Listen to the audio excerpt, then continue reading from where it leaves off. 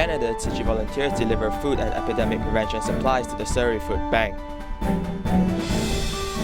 The new Taipei City Government signed an MOU with Tzu Chi Foundation.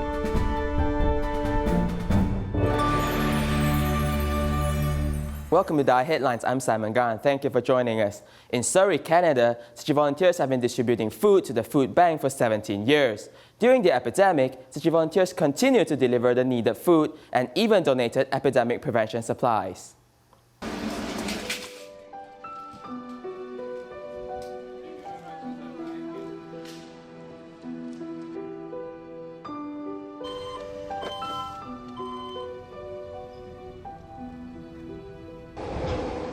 During the epidemic, volunteers continue to send love to Surrey Food Bank in Canada. So it's been very challenging in the last 3 months, but organizations like Tzu Chi have been instrumental in helping us, bringing your volunteers and donating to us. These masks that have been donated to us for our clients are just amazing. For 17 years, City has been helping the food bank. During the epidemic, they donated even more supplies.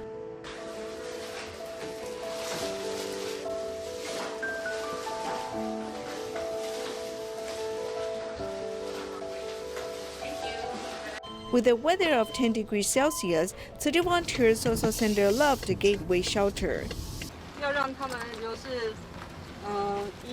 We want to supplement their nutrients, so every week we deliver 10 buckets of meal to them. This time, we will also give them daily supplies for the newcomers.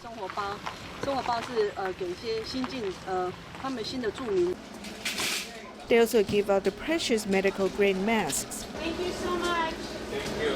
Since COVID-19 is gonna be hurt them, and having immune system is quite important. So those milk jugs are gonna be hugely helping us to help my clients healthy. While the battle against the epidemic drags on, City volunteers continue to deliver their love and care. Due to the severe epidemic situation in South America, Paraguay Tzu Chi volunteers did not hesitate to send food and prevention supplies to the nursing home. They also held an online reading class to promote vegetarianism. When Tzu Chi volunteers saw the sister was not wearing a mask, they immediately give one to her. But this elder who sits in front of the door rejects to put on the mask and also insists on hugging. Volunteers have no choice but to greet with the gestures from afar to resolve the unpleasant atmosphere. Due to pandemic, volunteers have to be cautious. Even the nursing home that Tzu Chi cares for a long time must observe the epidemic prevention principle. This milk powder is for the thin elderly to drink every day. It is enough for 6 months. It can't be skipped any day. Volunteers bought the necessary supplies and a whole cart of food to ease the elderly minds. I can't imagine you have brought us so many supplies. We are just about running out of the food. Apart from caring for the elderly, health seminars are also held online. Eating vegetarian food is a good way to prevent disasters from happening in the earth. They are professional operation by a nutritionist and cooking courses to encourage everyone to eat more vegetarian food, while they are preventing epidemic at home. Volunteers from other places also uploaded photos of their meals to show that they no longer have meat on their plates. In Malaysia, during the movement restriction order, Tzu Chi Kindergarten has included humanitarian education in its online teaching curriculum. Although the school faces challenges in preparing the lessons, teachers do their best to ensure the students get the correct message. Children hand-dry clothes, fold clothes, put away toys, and chop up vegetables. Although they are forced to stay home due to movement restriction order, students from Tzu Chi Kindergarten seize the time to help their parents with household chores. This is the result of Tzu Chi Kindergarten promoting humanitarian education. As we designed the curriculum, we incorporated the master's teachings. The master has taught us to practice 3 good deeds. We should promote vegetarianism, embrace vegetarianism, and pray. We need to do good deeds, have kind thoughts, and save up in bamboo corn bands. Every day, we provide an hour of online teaching to the children. It centers around Tzu Chi aphorism. I hope our children will maintain the same living habits every day.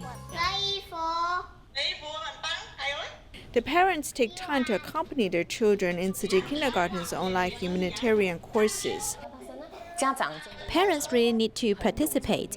If you don't participate, basically, your children cannot learn anything. You need to adjust your work schedule. You might need to work at night. You need to reach a balance. Parents need to take actions to show their children, so the children will do it with their parents. This way, the humanitarian education can be successful. Now, they set up in bamboo coin banks and make donations using Tzu Chi online system. In fact, we do it with them. In a society full of temptations, people need humanitarian education to build up their moral character. Humanitarian education starts with family education, so parents need to set up examples and inspire their children to have correct life values. Also in Malaysia, many students are not used to online learning because it lacks real-person interactions. A lecturer from Technological University of Malaysia thinks that if students do not participate in these online teachings, in the long term, it will have an impact on the society. Therefore, the Penang government and Tzu Chi volunteers have found ways to help students from low-income families to participate in the online learning.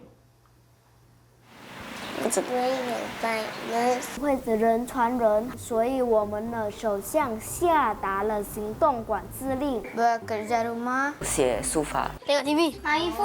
想，因为上网课不能更了解知识。我比较想自己在家学习，可以睡到迟迟。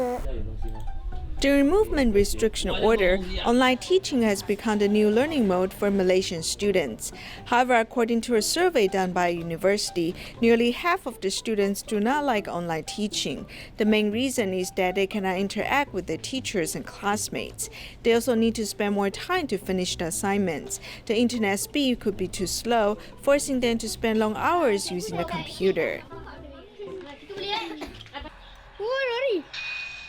If students do not actively participate in online teaching, in the long term, it will make an impact on society and economy. Before the lockdown, the rich and the poor, the gap is already quite high.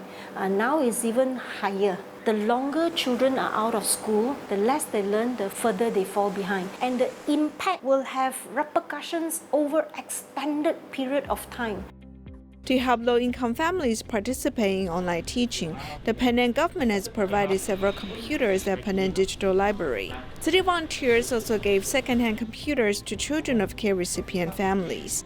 All the religious places cannot have congregational assembly. So instead of these places lying empty, can we get sourcing, provide computers, we make sure we have good internet speed, and we recruit volunteers. And then we make an online booking system so children can book by blocks of 45 minutes. So I would say online learning is an opportunity by itself because this is where we can redefine what learning is all about. If let's say you look at yourself as a facilitator of learning, you create interactive learning elements that they can self-direct their learning or they can bring their learning further. Education can help bridge the gap between rich and poor. Only by ensuring children have the opportunities to learn can we promote the progress and development of the society. In Taiwan, the Chinese Medicine Association cooperated with the Ministry of Health to launch an online consultation service for the public to seek medical assistance remotely. Let's take a look. Did you have any respiratory illness lately? Do you feel unwell? Let's look at your tongue. Basically, it looks fine. The color is light red and the fur is not so thick. This time is probably more of the cold and wet problem. When they got into the body, there will be some transferring, which means wherever the virus goes to, there will be different symptoms. Treating each patient differently according to his symptoms is what the traditional Chinese medicine doctors are good at. In Chinese medicine, we're promoting an online Skype consultation system in the country. Meanwhile, we are also cooperating with CDC to offer medicine services at home. During the epidemic prevention period, there are 156 Chinese medicine hospitals and clinics that offer online Skype consultation services for people who are under self-quarantine. People who need the service can call 1922, the epidemic prevention number. Once the Ministry of Health Department has confirmed the identity and made sure that you are under home quarantine, they will refer the case to the hospitals and clinics to conduct an online Skype Chinese medicine consultation. We practice home quarantine so the patients wouldn't transmit the disease in the community. However, in the meantime, they still have the need to seek medical help. Through the internet, doctors also face some challenges to diagnose the patients remotely. The most difficult parts are what we call listening and smelling and palpation. For listening and smelling, we can of course listen to their voices and words, expression to diagnosis. But for palpation, we have no way to do it. We have to rely on inspection and inquiring results. This one-stop service also includes the following prescription of medication. The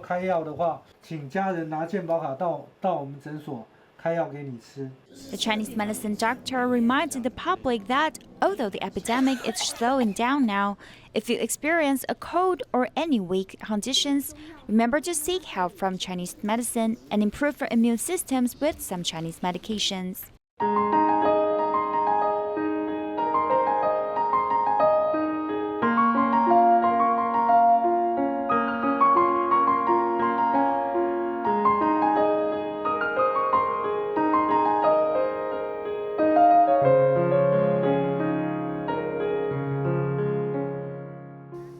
The new Taipei City Government signed an MOU with Tzu Chi Foundation, making it the 8th local government to do so. The MOU was signed in hopes that more collaborations can be carried out in various areas to help make the city a better place.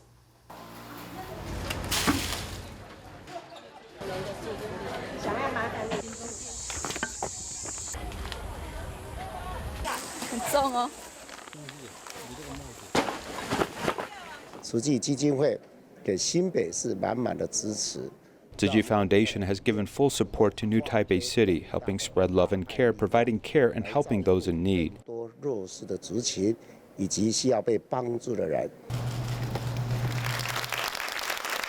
By signing the memorandum, it is hoped that the city government and NGO can work together to make the city a better place. Today, we have signed an MOU with the new Taipei City Government. We also hope that we can include environmental education in the schools in the future. Most important thing now is social care, our home visitations. Also focused on scholarship programs, and also elder senior care and refurbishing their homes. Not to forget the indigenous people and also new immigrants.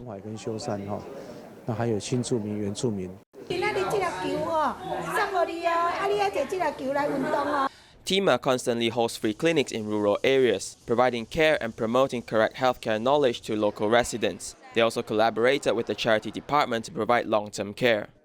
I think we will be the most important backup for the Tzu Chi brothers and sisters. We will carry out our duties. The collaboration between the government and the NGOs will provide more love towards society. Tzu Chi continued to care for all the postmen in Taiwan. This time, they went to the Kaohsiung Post Office to give a total of 1,800 gifts of blessings to the postmen. Let's take a look. Volunteers are bending over to deliver gifts to the postmen, presenting their respect and thankfulness. The postmen sustained the hardships to send these epidemic prevention supplies. They are truly the group who needs care. The volunteers are very proactive. Seeing where assistance is needed, they immediately take action. This is something we have to learn.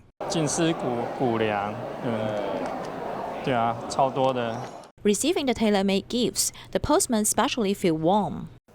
When we carry out duty outside, it's quite convenient to put this in the car. What we gave is Jingsi instant rice, which can be eaten when soaked with hot water. We also gave multigrain powder, so it should be nutritious enough. This gift is very convenient to them. When they are hungry, they can eat anytime. Since the beginning of the epidemic, the postmen have been in charge of delivering masks and alcohol. The Kaohsiung Post Office has collected 3 million masks a day for distribution. It's very warm. They practice the act of bodhisattva every day. During the Thanksgiving ceremony, the postmaster's wife, who had brain tumor surgery in Dailin Chi Hospital before, also came specially to express her gratitude, continuing this good act of mutual thankfulness. Many entrepreneurs in Kaohsiung joined hands to put in both financial and physical support to pack gift bags to pay their most sincere respects to the hardworking postmen during the epidemic. Here's our report.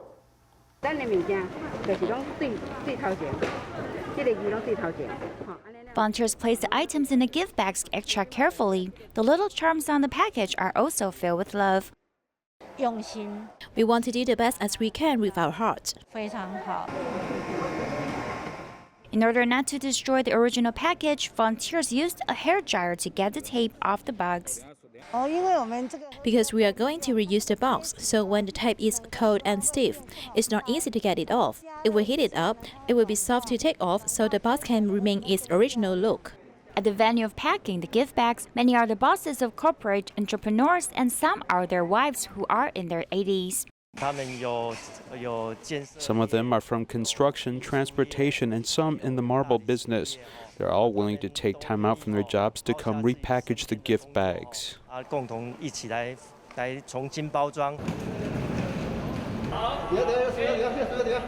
All these entrepreneurs in Kaohsiung came to volunteer as they hope to give their most sincere wishes to pay respect to the postman. Tzu Chi has been promoting vegetarianism for many years, especially after the outbreak of the coronavirus. Volunteers provided handmade vegetarian meal boxes to Taichung Taiping Precinct and Changhua City Office to share with others. Near noontime, volunteers deliver boxes of vegetarian lunch boxes and fruits to Taiping Precinct.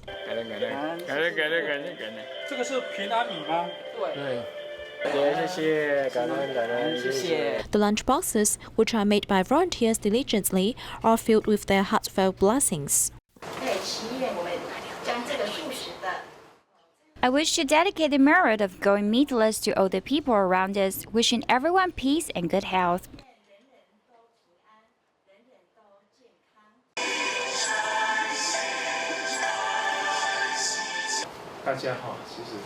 Let's work hard together to slowly change our eating habit. I believe it will be better in future. If there's one more vegetarian meal or one more person to adopt a vegetarian diet, we can slaughter less meat. Volunteers in Changhua also sent more than 200 lunch boxes to Yuanlin City Office because many officials respond to the activity of embracing vegetarianism to save the earth. The mayor takes the lead to go meatless. I hope every one of us can try to have a vegetarian meal. As for me, I usually have vegetarian food as breakfast. To protect our earth, we need to start from not killing animals and adopting a vegetarian diet to protect life. Volunteers reverse the public's impression on vegetarianism by creating delicious vegetarian meal boxes. All in all, embracing vegetarianism is just a change of thought. Humans invented the first vaccine more than 300 years ago, eventually leading smallpox to disappear from the earth. Vaccines are a weapon to prevent a pandemic, but research and development are a very high threshold. In terms of enteroviruses, they have been circulating in Taiwan for more than 40 years, but a vaccine won't be launched until this year. A vaccine for COVID-19 is currently being managed by the CDC, and it is in the process of ramping up, with some experts being optimistic that it will be available in 1 year. In Taiwan, a newborn must be vaccinated within 24 hours of birth. Before he turns 5 years old and has to go to elementary school, he must be vaccinated 20 times. This is the basic health requirement for a child's development. After being vaccinated, because the body has antibodies, it will have more or less protective effects. If the baby is infected with bacteria, his symptoms won't be so serious. So this is the purpose of the vaccine. 50 years ago, Taiwan did not fully vaccinate newborns. The vaccines administered to preschool children now effectively control the prevalence of diseases such as polio, German measles, and chickenpox. In particular, hepatitis B, which once caused a health threat in Taiwan, has a very high chance of vertical infection by the mother to the fetus. After the implementation of hepatitis B vaccine for newborns in Taiwan, in 1984, the rate of hepatitis B infection in the whole country has been reduced from 15% down to 1%. Vaccines can control diseases like some pandemic infectious diseases. It is good for the whole country. In fact, it is the most efficient, economical, and safest method of controlling disease. In the 18th century, the British doctor Edward Jenner invented the smallpox vaccine, which was not only the first vaccine in human history, but also allowed smallpox to slowly disappear from the earth. But this time, the new coronavirus is constantly mutating. Can the vaccine catch up? The change of RNA in the virus is something that we should accept. It does not want to evolve a virus like the flu that kills so many people as one such as Ebola. The mortality of this disease is so high that it actually reduces the chance of spreading. As long as it evolves, it will always exist, much like we generally get a cold. Domestic experts specializing in research on emerging epidemics started with the first virus found in Wuhan, have collected virus strains from all over the world to analyze their gene sequences and variability. The development of vaccines must first obtain samples from the diagnosed patients, cultivate the virus, and then analyze the gene sequence. We usually use dendrites to analyze the genetic relationship of viruses, just like we identify parent-child relationship. Of course, coronavirus are homologous, but the early viruses are more homologous. This is the one from the Middle East, Europe, America, and this is more Asian. They all have their root here and then slowly diverge out. Fortunately, experts believe that the mutation of the novel coronavirus is not the fastest among RNA viruses. Influenza virus mutation rate is about 6 to 8 times that of the novel coronavirus. Enteroviruses also mutate faster than coronavirus. This is why enteroviruses have been a pandemic in Taiwan since 1982, as it finally took until this year to introduce a vaccine. The threshold for vaccine production and R&D is relatively high, so the NHRI is currently doing upstream and the midstream R&D and integration work. The NHRI has completed the first stage and second stage of upstream development, and after the third stage, it will hand it over to the manufacturer for future production.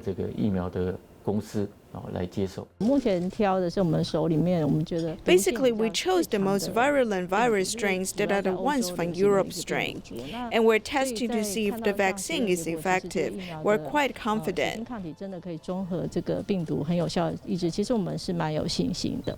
Adammune launched candidate vaccines in May and is expected to enter human trials in August, with mass production launched in the winter of 2021.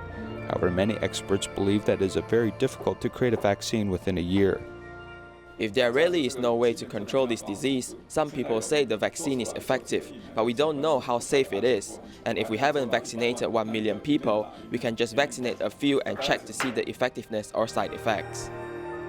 However, there are already the first volunteers in the UK to receive a novel coronavirus vaccine on April 23rd. What will be the result? At this stage, we really have to wait and see. Darling Tzu Chi Hospital organized a dumpling making activity for the seniors. We'll leave you with these images. Thank you and goodbye.